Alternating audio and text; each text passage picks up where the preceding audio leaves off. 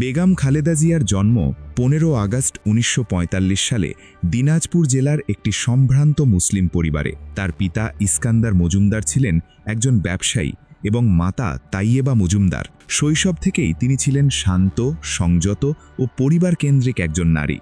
রাজনীতি তখন তার জীবনের কোনো অংশ ছিল না। তিনি কল্পনাও করেননি যে একদিন তাকে বাংলাদেশের রাজনীতির সবচেয়ে ক্ষমতাধর অবস্থানে দাঁড়াতে হবে। ধরে ধরে ১২টা রাজা হবে খান খান, তেমনিভাবে এদের অবস্থাও সেই অবস্থা হবে। ১৯৬০ সালে তিনি বিয়ে করেন তৎকালীন সেনা কর্মকর্তা মেজর জিয়াউর রহমানকে।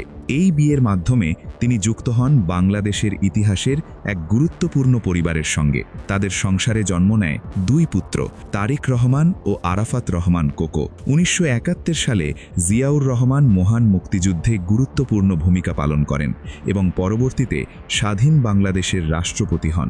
তবে ১৯৮১ সালে এক সামরিক অভ্যুত্থানে রাষ্ট্রপতি জিয়াউর রহমান নিহত হলে খালেদা জিয়ার জীবন এক গভীর শোক, নিরাপত্তাহীনতা এবং অনিশ্চয়তার মুখে পড়ে।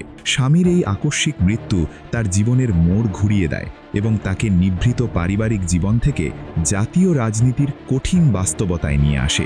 দেশের লোকের অবস্থা যতদিন পরিবর্তন করে ততদিন আমিও নিজে অত বিলাসিতা পছন্দ করি না। আমার ছেলেদেরও কোনো সময় কোনো রকম বেশি কাপড় চোপড় সে পছন্দ করতো না। আমরা সবসময় রেশনের চাল খাই।